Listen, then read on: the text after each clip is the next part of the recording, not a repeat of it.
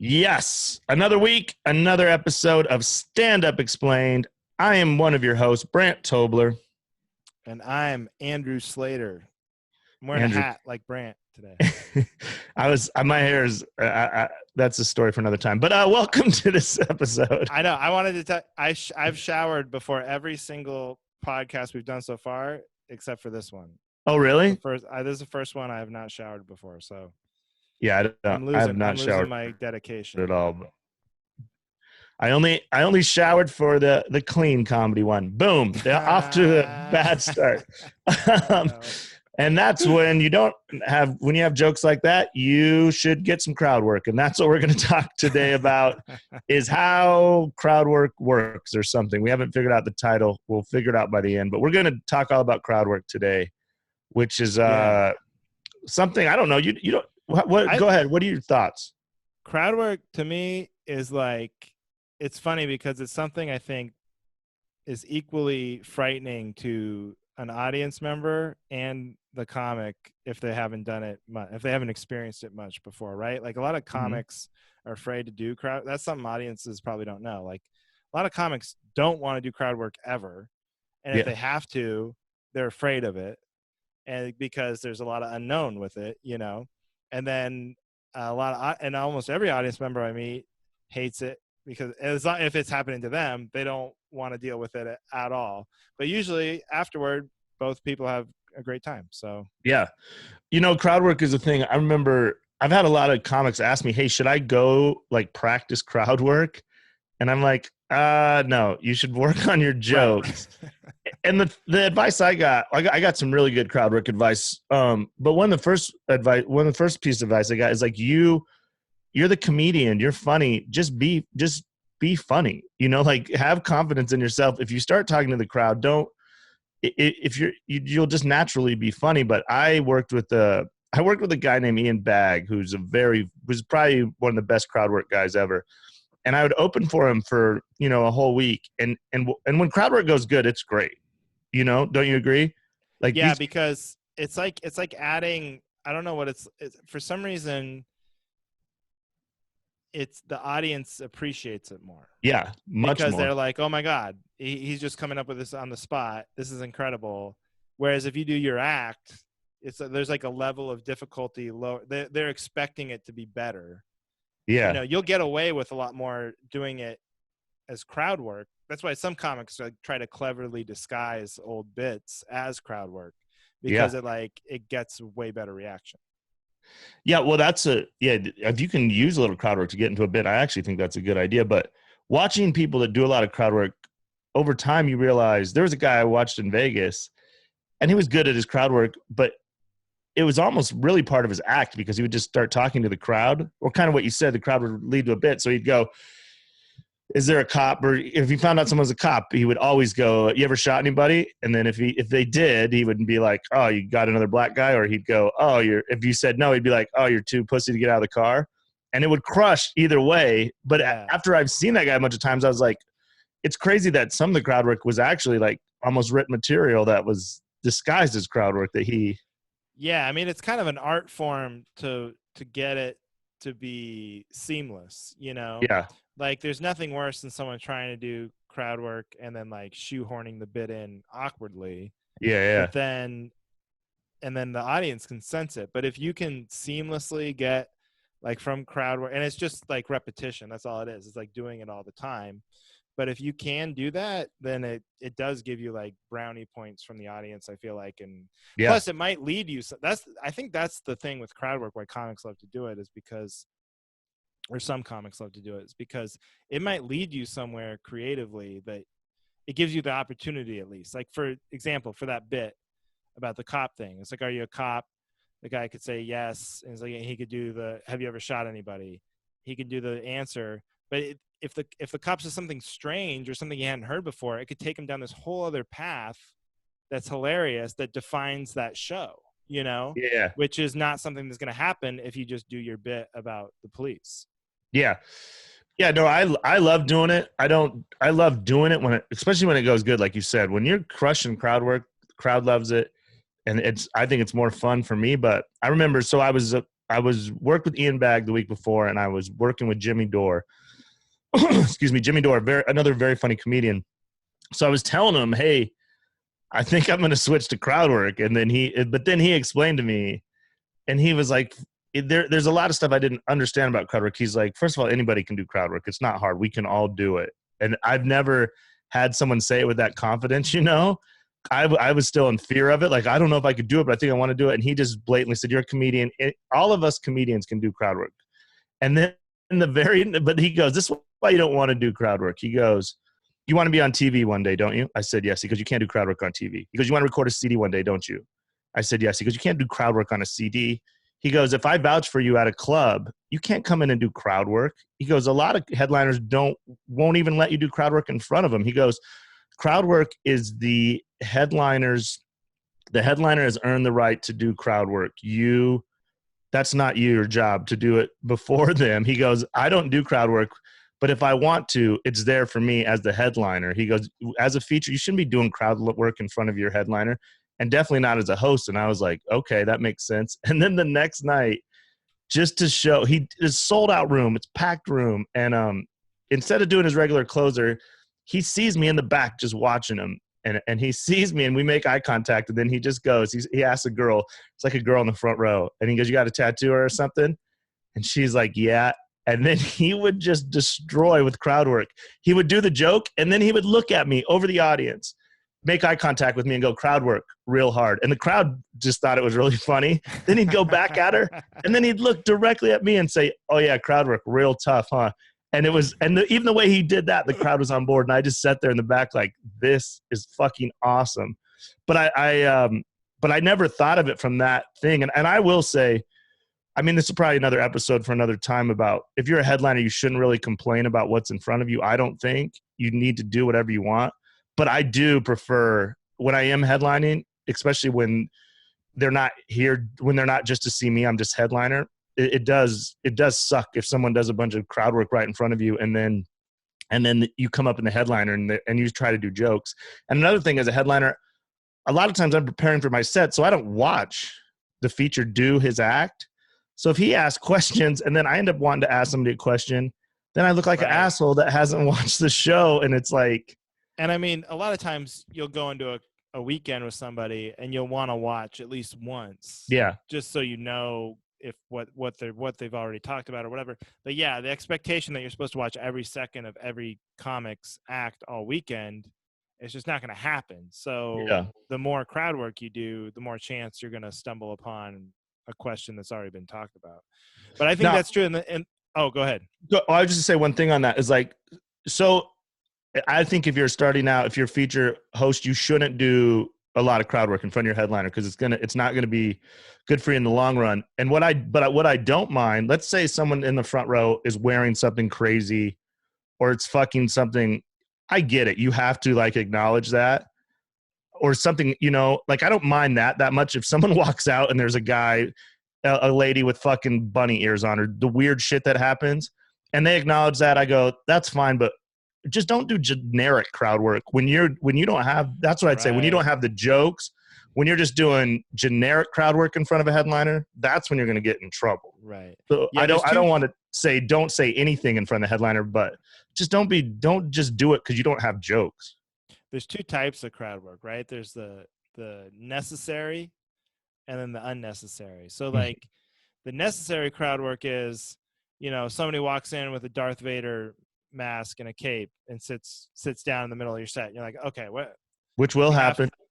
Yeah, stuff, crazy shit happens. Or like somebody's alarm will go off in the middle of your. I mean, there's things will come up and you have to deal with it. And then I think then you have like license to take it as far as it'll go, right? Yeah. Because it's happening organically. The unnecessary crowd work, which not to say that it's bad, but it's unnecessary, is the like, where are you from and you know what do you do for a living, and you know you're fishing with that, right? Yeah. And sometimes there's nothing funnier as a comic watching someone fishing and not catch anything. Because I always tell audience members, if you don't want them to fuck with you, if you don't want to be part of the show and the comic starts asking you questions, just keep it as quick, simple, and don't try to be funny. That's not the Yeah. way to like get back at them or get them to move on. Be like, what do you do for a living? Banker. Oh, how long have you been doing that? 6 years. Where did you go to school? University of Washington. Like, if you can just like, in watching a comic go through all the questions they have and then still having to then eventually move on, there's nothing funnier. Yeah. Like, Yeah, they didn't find the perfect detail they needed. that's great advice for the audience if you're watching. Well, Right. If you, just on that too, if you are a comic or you want to be a comic, don't fucking, if someone accidentally does crowd work at you, don't try to be super funny. You know what I mean? Right. Like, have you ever had that happen when you're talking to someone in the crowd and then I mean, regular audience members will try to out funny you or whatever, and that's fine. But if you're a comic, like if there's been shows where I'm at and someone said something to me and just like that, I'm just like, keep it short. Don't, I hated the few times I've seen that happen when I saw that happen one time to Dane Cook at the Laugh Factory. Weren't you with me that night at Dane Cook? My first night in Hollywood. well, yeah, I think so. I think it was me and you, and this guy was sitting in the front row dead center, and Dane said something. He was just doing his act, and then the guy was like, Dane said, yeah, like 6 years ago I was doing something, and then this guy just goes, oh, back when you were funny? And Dane was like, what? And he goes, and then Dane goes, what do you do? And he was like, or Dane goes, oh yeah, you mean back when I was selling out arenas or something? And then he goes, what do you do? And the guy's like, oh, I'm a comedian. And Dane's like, you're fucking heckling me about how funny I am. And Dane really crushed with it. But I hate that. I've seen that happen. Like, if you're a comic and you're at a show, because there's been plenty of times when I was starting out, I'd be on the road, and then someone would try to do open mic. You know, at an open mic, someone would start trying to do fucking crowd work on me, and I was just like, I don't know what made me think of that, but just if you're a comic, don't be a dude. Right. Don't try to do your time for the audience. You know, it's crowd work. I think is like it's like we said, it's like this tool you can use to engage the audience even more than they already were. So like, I try to use it. First of all, in my perfect world, I'm just going to do my set and kill. And that's like option A, right? Then like I talked about like the organic crowd work where something happens, you know, Darth Vader walks in or the ceiling fan falls or police sirens start going behind you and then you play with it. And then that's usually when I have the most fun. That's fun for everybody. It's fun for everybody. And it's like, oh, and then it's like a challenge. It's like, oh, here's something that could have derailed me, but I was able to take it and actually make it even better. And usually after shows, audience members go, oh my God, I saw this comedian and they were able to, you know, this crazy thing happened. They were able to weave it into their whole act. And that's like a story they'll tell. And it's like a unique experience they feel like they got that'll never happen again for anybody else. But then I'd say that the third way I try to use it, and I usually do this on like private show audiences, corporate shows, or like colleges a lot of times where it's just funny. It's like attention spans I don't think are where they used to be. You know, I think everybody agrees with that, right? Yeah. Like with cell phones and stuff. And so I've noticed that at colleges, like I can't just do, at least for me, I can't just do 60 minutes of material for these kids anymore. Mm-hmm. It's just not feasible. And I can feel them drifting if I'm just doing so I'll usually do these like 15-minute sort of signposts of crowd work. Like I'll try, and then if I feel them at every 15 minutes, I feel them drifting or something going, then I'll go into the crowd a little bit, you know, either trying to use a bit to get into it. Like if you have a bit about Pizza Hut, like you ever go to Pizza Hut? What's your favorite pizza? Whatever. And just to like bring them back out of just snap them out of it a little bit. And sometimes that is a way to, and again, like if you're featuring or hosting, hopefully you don't have to do that because your set's not as long. But when you're going an hour, sometimes you need these little check-ins, you know, just to make sure everybody's doesn't think they're watching TV. Yeah, that's great advice because they definitely fade out on you. And then you're like, when you catch a bunch of people looking at their phone, and then, well, that's another time I like to do it is if someone's looking at their phone and I give them a chance because I want to work on my act. But then if it's to the point where it's annoying me, then if I say something to them, then it also makes a lot of other people go, oh shit, I'm not going to be on my phone because I don't want him to talk to me. Right. But I think that's a great point to kind of just reset and get them, because if you're not like a big performer, you can get into a tone where they're just like watching the same thing, which is something another episode we'll do where what you want to avoid. But I'm not a big performer up there doing cartwheels and shit. So I think that's Right. great advice. You can bring them back in by talking to them. And like you've already said, they are just so amazed that you can be that funny off the cuff and it's special to them. And Yeah. And nothing's more, like nothing snaps an audience member back into like, this is happening right now in real life to me in this moment yeah, than like addressing them in front of a big crowd. Like it pulls them in. yeah, Whatever they're doing, they're paying attention now. And for better or worse. I mean, like obviously I in a perfect world, like I said, option A is my favorite. It's like just do my material, the stuff I really worked hard on, the stuff that is the smartest, cleverest way I can present everything. That's the best. and stuff that'll Then eventually make you money. right. Because these are I mean, every joke, could lead to real money, Yeah. So you want to work on that stuff and it's like you want to swing the bat with the donut on it. You don't want to just do crowd work all the time, I don't think, without working on bits, because it's like eating all the candy and not your vegetables or something. I don't know. It's Yeah. kind of analogy I'm trying to do. But the point is that you want to be able to do it if it's called upon, because it might be like something crazy could happen during your show and you're going to need it, or you might need it just to like, bring the congregation back to life. Yeah, exactly. And you'll get your reps with it organically. I mean, you can, if you can do that. I mean, I think you nailed it. That generic where you from, where you work is like, that bores me. Yeah, anyway. it's boring and it screams of like, I have nothing. I brought nothing. Yeah. I brought nothing to this, and it's like, you guys are going to be the inspiration. It's like, well, why did you become a comedian if you're just going to go ask audience members where they work, Yeah. Yeah. And bookers are, I mean, if you crush and if, when it goes good, it crushes, but it's once it's not going to help you, unless you just become full crowd work guy. But there's only a few of those guys that can really do it. And that's reputational. I mean, yeah. Like you said, if you just do crowd work the whole way through every time and crush as often as a comic doing their act, then eventually you're going to build a reputation that bookers will trust and they'll book you. But if you do a bunch of crowd work, especially on a tape, and you send that in, most bookers are going to go like, well, I don't know. I'm not going to book anybody off of crowd work because that could be a fluke. Yeah. And I'm not vouching for anybody that does crowd work. It won't work on CDs. I mean, it really gets back to the business of it. And that's what Jimmy Dore was great about, just checking my ego of like, yeah, it feels so good to do that crowd work. And it's awesome. You walk off stage like because you're proud of yourself because you went off the top of your head and everything. But it's a bad thing to get addicted to, because if you're trying to make progress in the business, it's never, it's not beneficial. And there are some old school headliners that are just straight dickheads that'll say, do not do crowd work. And then if you don't have an act, then you're real screwed. Because if you do the crowd work, they'll just have you removed from the show. Yeah. No one's ever going to say, hey, don't do material in front of me.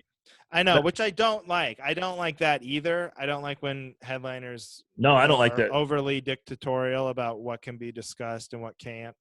But just knowing that is a thing and that could happen to you, it just gets back to the same thing we talk about every time, right? Like, write jokes, work on those jokes often, have an act, organize it. But the crowd work is like a tool to like get you out of a lot of situations. And if you're scared, some comics are like scared to go into the crowd. Some comics are scared to deal with the crowd as the things come up. So if that's something that is really scary and you don't think you're good at it, then I would say the opposite. Then I would say, well, look forward to those opportunities to dealing with that, because the more you do it, the better you'll get at it. Yeah. And you want to be able to do it. You don't want to have to depend on it, but you want to be able to do it. But if you're scared, all the more reason fucking work on your set, Because if your Right. set's so good, you won't have to do it. You don't need to be scared because you're a comedian. You're naturally And funny. you You'll be shouldn't be fine. scared. You shouldn't be scared because, like we said, uh, look at what Jimmy Dore said, how easy it is, kind Yeah, of easy. it's not If hard. you're confident enough and you're willing to just like let it fly, crowd work can be very easy. Yeah, you'll be fine in the moment. You don't need to go practice it when it comes. But like we said, it's just not. It's a toy that you have that will come out sometimes. Yeah. But for the sake of progressing your career, it's just not a. It's not a good. It's just not And good. the other thing I'll say is like nothing kills harder than crowd work, and nothing Yeah. kills harder than like the unexpected thing and then you having the perfect line for it in the moment. Nothing will ever you ever write will kill harder than that, right? But when I watch videos on YouTube of comics or on Twitter, or I watch a comic on Netflix, I don't want to see crowd work ever. Yeah. Ever. It's never entertaining. People post it all the time, like, oh my God, look how well they did with the crowd. And it's like all that level of all that degree of difficulty stuff doesn't get captured or translate through video. And it's not, it's like, what? I don't care. I just want to see the good jokes. I want to see the best Yeah. jokes possible. Because now you're all competing on the same playing field. To me, once it gets on TV or YouTube or whatever, it's like now everything is operating on the same level of difficulty. So the jokes are going to be by far the funniest. Yeah. The stuff that happens in the moment, yeah, it kills the hardest in the crowd because they're judging you they're grading you on a curve. But when that stuff's online, I'm not grading on the curve anymore because it's all the same to me. So I would just say, like, you might think like, but I kill the hard with the crowd work and I'm going to post all those videos online. It's like, I don't know. And someone might be able to tell you certain videos do better, whatever. All I know is for me, when I watch stuff online, I'm never watching crowd work videos. They're Yeah. not the funniest to me. Yeah, they trick you into it's awesome in the moment, but crowd work's just a moment thing. It's not. I've read people always ask me, "Hey, who do you like? What comedians do you like?" And I will say, I like this bit from this person, this bit from this person, Right. and that goes back to what we'll talk about, and we've hinted upon building your network and building a fan base. You want videos that can be spread. You've never. I mean, I don't. Maybe there's one or two, but you don't get a lot of viral crowd work videos. Well, yeah, and imagine someone be like, what's your favorite joke? And like, oh, well, one time I saw Jimmy Dore and he made fun of this lady with a tattoo. It's like, that's not anyone's, I mean, that might have been your, the hardest you laughed at a Moment. comedy club, Yeah. but it's not your favorite joke ever, Yeah. So yeah, I mean, it's fun. Enjoy it when you're in the moment. And And I'd say it's a tool. It's a Yeah. tool in your tool belt. But yeah, to rely on it too much, it's like a drug or something. It's fun to do. You want to be able to do it when you can, but yeah, definitely don't lean. Well, it's like you said, the tool belt, but your jokes are your hammer and the stuff that it's a weird tool that you'll be like, oh, I'm glad I have this because I need this once in a while. And it works. But crowd work's like needle nose pliers. Yeah. Hammer is the joke. You're going to use the hammer a lot more than you use the needle nose pliers. The hammer's going to get you paid. Yeah. But yeah, so I mean, I guess in conclusion, it's very fun. Don't be scared. Enjoy it. But as we always say, work on those jokes. That's what it all will always lead back to. Right. But I think the most thing is just don't be scared. I think people that probably clicked on this episode are like probably going into it scared. And I would say you be a comedian. You're funny. Yeah. Just be confident. That's why you became a comedian, because you're funny. So you can be funny off the cuff. You'll be fine. And you don't have to do a half hour crowd work. If you go into the crowd, it doesn't work. Go back to your material. And that's why you want to always have the best material. So the crowd work's great when it's rolling, but when it's not, then you just go to something that you know is going to roll. So you have nothing to be afraid of, I don't think. Yeah, and that's the one thing. The last thing I wanted to say before we wrapped up is another reason not to do too much crowd work is because it is so difficult to get your material to follow it. Yeah. Because once you've been just doing crowd work, then you just transition into regular old jokes. It's like it's hard to get them. It's like you have been feeding them candy, and now you want them to like eat their protein or something. Yeah. And like they're kids, they don't want to. So it's like you want to make sure you're if you're doing a lot of crowd work, or like I said, you're checking in with them, you want to make sure you go in and out and back into material. And that's an art form, but to try and weave Yeah. make sure you're constantly weaving material in, so you're keeping it all in the same present moment. Yeah. Well, you know, that when you were explaining that, the analogy that popped in my head is like, you're like a teacher and crowd work is like recess, and they get all fucking wild at recess. Right. And then to Right. come back in and try to get them back on, Social it's something studies. you'll develop, like the great teachers you've had growing up. But when you get, when it's that long, and like the Saturday late show would be kind of like maybe right before summer or something, you get them out at recess, they get a little fucking wild. Right. It's gonna be hard to bring them back in and then talk about vegetables or something when you have a great vegetable joke, when you were just hammering some lady at a bachelorette party that was drunk as shit. That's what I mean. So I would say, like, definitely the idea is to weave it in. You're not going to do 20 minutes of crowd work and then 10 minutes of material and call that a half-hour set. Like, that's going to be disaster. Yeah. So, I mean, I'll just tell you that right now. I don't know. Maybe you can do it, or maybe it goes well, but 9 times out of 10, that sounds like a recipe for disaster. So, yeah. So yeah, just don't be scared. Small doses. Obviously, when it organically happens, that's what you want. Those are when people have the best times. When the shit just happens, like you said, something crazy, and then you go, that's fun for everybody. So don't run from those opportunities. Because I will say this on the other side, like you said, if Darth Vader does come in and sits dead center, which will happen at some point in your career, to not acknowledge it is worse than doing bad crowd work with it. Yes. Absolutely. Yeah. Like, if your fly was down, I heard this story from somebody recently. They did their set with their fly down. I think it was Susan Rice, great comic here in Portland. And I think it was her. Anyway, she did her set with her fly down, right? But everyone could see it. No one was saying it. She didn't know. And then she saw it. And then she had a great line about, but like, for her to just like discreetly turn, pull it up, and then never say anything, yeah, would be insane. It would be malpractice, comedy malpractice. So like, yeah, when things happen and you can feel the crowd, like everyone's thinking the same thing, break the tension, address it every time. 100%. Yeah. So I would say we talked about set list on the last one. You'll never write crowd work into your set list. It's just always ready. You just should always be ready to go when the moment arises, and then you just do crowd work. You never plan your crowd work, and you don't need to practice your crowd work. Just be a comic, believe in yourself, be confident. You're a comedian because you're a funny person. So when that moment comes, just be funny. You'll be fine. And like you said, crowd work's the easy part. So it's the last thing you need to be afraid of. Yeah. So you'll be fine. So I think that's it. Anything else? That's it. I got 2 more questions for you. Where are you from, buddy? Cleveland, Ohio. So where are you working? Try to be funny. I'm going to be the audience member who tries to be funny. Go ahead. Okay. Hey, where are you from? Earth. Oh, buddy, you're from Earth, huh? What do you do there on that big planet? I work at a dildo factory. Oh, so you're just making dildos. So you never have a problem getting a Mother's Day gift, do you there, buddy? See, sometimes audience members, they think you need a funny thing to be funny, so then they'll try and and then I'll have them come up to me after the show. It's like, I don't really work at a dildo factory. It's like, no shit. We got it. Yeah.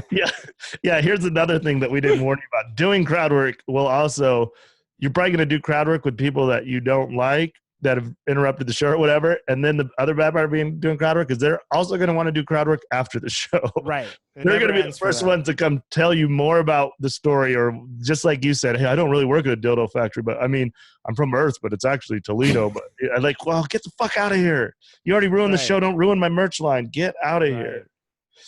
So just keep writing, keep writing. Like we said, get that material, and then enjoy those crowd work moments, and you'll do good. So that's it for this week, right? That's it. I got all right. Else. You guys know the drill. Please subscribe, rate, review if you're listening to this on iTunes or Spotify. If you are watching on YouTube, please subscribe. Feel free to leave comments, questions. Shout out to Big Jake. He's been listening and commenting on these. He asked about how to market as a comedian. So we're going to get to that. to market yourself and build a fan base. So that's coming up in a couple episodes. But if you guys have anything you want us to talk about, please drop it in the comments, and please tell your friends. That's how this spreads. I'm sure people ask you all the time, hey, how do I become a comedian? And instead of trying to explain it to them, just send them to us and we'll help. So that's it for this week. I'm Brant Tobler. I'm Andrew Slater. We'll see you next week. Peace. Bye-bye.